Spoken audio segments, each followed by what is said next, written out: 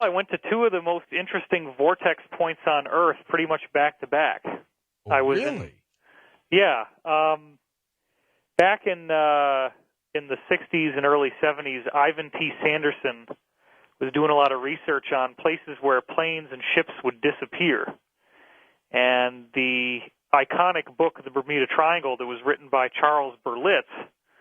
Charles Berlitz, as it turns out, actually went to Ivan Sanderson's research center and purloined most of the data that he got for that book out of that research center. But the thing is that Sanderson actually had found 12 points on the surface of the Earth where these ships and planes were all disappearing, not just one. Huh. But Berlitz only used the one. Now, it just so happens that one of these points is directly over Hawaii, and the more north you are in Hawaii, the closer you are to this vortex point. Now, again, in certain circumstances, when the alignments are right, there is a energetic effect that will happen in these areas that can disrupt electromagnetic equipment. It can cause navigation systems to go down. But there's also a very fascinating side note to this, which is that in certain circumstances, there are disappearances. And it appears that what's happening is that these ships and planes are actually traveling out of time as we know it and probably into some other time. And so I've been working like crazy on this book, which has taken me about 14 months of really hardcore work to finish. That's pretty intensive. And I wanted to take a vacation, and so I had been writing about these vortexes extensively. And Kauai is the northernmost island on Hawaii, and the vortex is north of Hawaii. Richard Hoagland has pointed out in the past that Hawaii has the lowest cancer rate of anywhere in the world, and another one of the things these vortexes seem to do is they have a bioactive component, which can actually induce healing. And so, sure enough, I went to this island. There's one island that's north of Kauai that's only run by indigenous people, and you can't even go there unless they allow you to. I forget what it's called, but it starts with an N. There was a lot of rain. It was very humid, but we had a beautiful place. I was actually staying at David Wolf's raw food farm called Noni Land, which is not open to the public. It's like a private farm. And so I went to the beaches, and there were these terrifying signs that said that there was a riptide, and there was this, and there was that, and it was lethal, and, you know. We went swimming in there anyway, and the waves were really intense. I actually, more than once, got completely knocked off my feet, shot, I don't know, it seemed like over 100 feet through the water. Somehow managed to, like, tuck my head in and avoid taking some kind of serious injury as I was getting thrown around inside the water. But this was my vacation, you know, because I never, ever take any time off. I mean, George, I hope you can, but well, you know me. I get 3 weeks, only take one. You know, it's the same way. But was one of these islands, was that Nahoa? I think that's it, yeah. That might be it. Yeah. I've got a lot of friends on the big island of Hawaii. Right. And, you know, they love it. They love it out there. Well, there was a lot of energetic activity there, that's for sure. And I managed to blow out a rewrite of the book while I was there, as well as a conference and a radio show and 2 videos and all kinds of stuff. So I didn't really stop working at all. That's the point. Now, well, these vortexes where ships and things have disappeared, you say that there were 12 points, and you went to see these 2 of them. How did he even find where they were? Well, it's very simple. Every time that you go through the aviation records to the dawn of biplanes and the very first powered flight as it went back to the Wright brothers, every time a plane disappears, there's a log of it. And so what he did is he went through all that stuff, he crunched the numbers, and he took little push pins and stuck them into a map every time there was a plane that went down. And then he did the same thing for marine records, going back as far as Spanish conquistadors and stuff in the 1500s. Interesting. And looked for where ships disappeared. And eventually, if you have enough push pins with little pieces of paper attached to them that tell you what they mean, and you start noticing that they're all clustering into what initially he only thought were 10 points, and they're all basically 72, like there's 5 in the northern hemisphere and 5 in the southern hemisphere, and they're 72 degrees longitude apart from each other in these hemispheres. 36 degrees of longitude apart if you look from top to bottom. 72 if you look at just one hemisphere at a time. But they were totally perfectly offset from each other, and it was actually 3 Russian scientists who published in a mainstream Russian science journal called Kimya i Zin, which means chemistry and life. These Russians were Goncharov, Morozov, and Makarov. I've spoken about them before. They actually did this totally mainstream scientific paper where they played connect the dots and found out that, in fact, there was a geometric object that was formed that appears to be an energy field inside the Earth. They did not say it was like a big crystal, but it was some sort of energetic pattern inside the Earth that was actually causing this. In other words, every time you have one of these vortex points, it's one of the corners of this geometry, which basically is like a soccer ball made out of equilateral triangles, a total of 20 of them. Explain what a vortex is, David. For people. A vortex point has a variety of very interesting effects that will happen around it, including you can get fish and sea turtles that will swim with the vortex. You actually do get vortexes, currents in the ocean in terms of how the ocean is flowing. Many storms will begin in these centers. Hurricanes will begin in these areas. Electrical fish tend to cluster in these areas, and they don't go anywhere else. You also get gravitational anomalies. You get magnetic fluctuations in the Earth's geomagnetic field. And one of the most interesting things is that they actually determine the structure of the continents. I personally interviewed in 2005 Dr. Hanshao Liu, L-I-U, who works for NASA and the National Oceanographic and Atmospheric Association. And he collaborated with another guy named Dr. Athelstan Spilhaus on a paper that Spilhaus published in 1976, where what they basically did is they looked at Pangaea, which is the original landmass where all the continents fit together on Earth. And Liu, this guy, was the first one to discover that when Pangaea broke up into separate island continents in the early days, it did so along geometrically equal lines. Now, that's pretty strange. Why would it do that? Why wouldn't it just be random? What could be causing this geometry to occur in the spreading of the continents? Well, then it got even weirder because they found that the original geometry was what Richard has always spoken about, the tetrahedron, and I'm sure you listeners are well aware of that one. It's basically a pyramid, but with a triangular base rather than a square base. Each face of which there's 4 is equilateral triangle.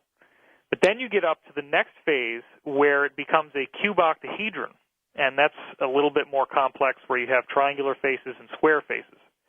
But nonetheless, what they found was that if you actually go back and look at the isochronic seafloor spreading data, as it's called, which is basically just means how you measure in time how the volcanic undersea ridges have spread out the continents, they're doing so along absolutely precise geometry.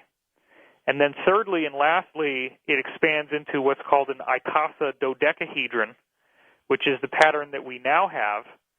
And, of course, Ivan Sanderson discovered the Icasa component, which is the 12 sides, or the 12 vortex points that connect together if you play connect the dots. The Russians I just mentioned also figured out you could flip it inside out and get a dodecahedron. Now, when Hanshao Liu and Athelstan Spilhaus discovered this same thing and made maps of it, they had no idea that Sanderson had discovered 12 vortex points. They had no idea that the Russians had identified the same exact geometry. They discovered it independently 3 years later by actually analyzing the positions of the continents. David, on your travels, you've been checking in on some crop formations. Tell me about that.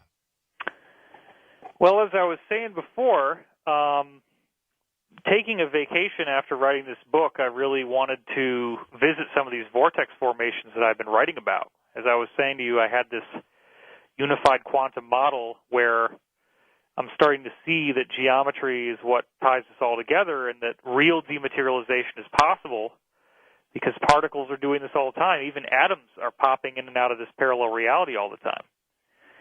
So when I realized, well, now I have a little bit of money and I have some time, I can actually take a vacation, I wanted to hit off Hawaii first, and then I had already booked this trip to go see the crop circles in England. Ah. So I only gave myself, I kind of screwed up my booking. I didn't really think it through. I only ended up giving myself 1 day's full layover in L.A. before I had to turn around, get back on the plane again, and fly all the way over to London. So I got pretty jet-lagged. And I have a whole long thing that I wrote on my website, divinecosmos.com, about all that, and just the personal story of the trip, and there's some wonderful and crazy stuff that happened. But the part I didn't write about that I was saving for the show is what happened with the crop circles. Now, I was traveling with this guy, Kevin Fitzgerald, who I've been working with for 8 years doing sacred tours and stuff, and he has a thick Massachusetts accent. His last name, Fitzgerald. He's actually the fifth cousin of JFK, John Fitzgerald I was going to Kennedy. ask you that. Okay. Yeah, he's actually JFK's fifth cousin.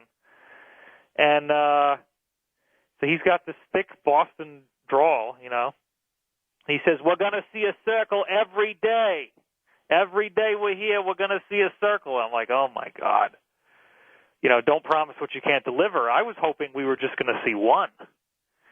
Because here's the deal, George. We have this gigantic coach, this big bus, and I knew that these are on farms in the middle of the countryside of southern England. Sure. With single-lane roads that probably have gravel and potholes and gosh knows what. I mean, I was very concerned because sometimes the farmers won't let you go into these formations. We also had a full itinerary. We were supposed to see Avebury, Stonehenge, Glastonbury, and then Salisbury Cathedral. And over and above all that, there were a series of obviously fake crop circles. One of the problems that's been happening is that the real ones have generated so much interest that the fake ones are now being made in greater and greater numbers.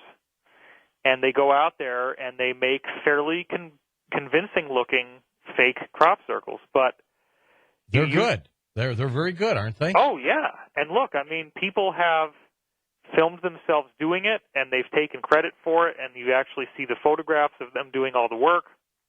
That's a fact. Now, who's financing them and why might be another thing we could get into if we want to put the tinfoil hat on.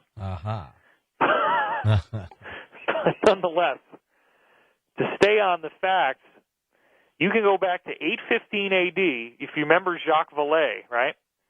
Jacques Vallée wrote his book, Passport to Magonia. Well, the reason why I called it that is that one of the most interesting early UFO contactee cases comes from 815 A.D., where these people in France alleged to have been abducted, and they didn't call it an abduction, they didn't say it was anything scary, by these beings that look like us that they called sylphs, S-Y-L-P-H-S. The sylphs took them on what they referred to as a cloud ship, obviously something that flies in the air, and gave them a ride in the cosmos through outer space, told them a lot of interesting things, and brought them back and said to them, the reason why we are making these crop circles is that, if you just let us do this and let us, do this business that we need to do by making these crop circles, then we'll help you by making sure that your weather is good. So it was like they're not helping us. Well, this was 1,200 years ago. So the thing that's so interesting about this is that the Archbishop of Lyon in France was the equivalent of the government back then because church and state were one. You didn't have a separation like you do now. Because remember, we're dealing with 815 A.D. So if you want to get something done, you go to the Archbishop. So the farmers, well, even before we get to that point, but I'll finish that thought first, the farmers actually went to the Archbishop and complained because the pagans were taking crops out of crop circles and using them for fertility rituals. So the Archbishop actually had to issue an edict formally prohibiting the locals from taking out crops from crop circles. So we have a documentation that's 1,200 years ago of these crop circles forming. Now, they just want them left the way they were, I guess. Well, the other thing that was interesting, which I was going to say before that, was that when these people came back and told their story, the villagers were going to burn them at the stake because they said, well, sylphs are demonic and you guys are now touched by the devil, and this is really scary, and, you know, we don't know what you're going to do to us, and you might have magical powers now, so we're going to burn you alive. Well, I could understand how people of that era could have thought that. You know, that happens. It's a frequent mistake that they make. But yes. So the archbishop actually had to, even before he made this edict about crop circles, he had to issue another decree where he basically said there are no such thing as sylphs, there are no such thing as cloud ships, and there are no such thing as evil sorcerers. And it was only by his intervention that he saved these people from being burned alive. Well, I wonder what his real thoughts were, though, personally. Well, again, I think that given the fact that he was an archbishop, and given what we're now finding out about the lineage of information that has remained unbroken for thousands of years, I would say he knew exactly what was going on.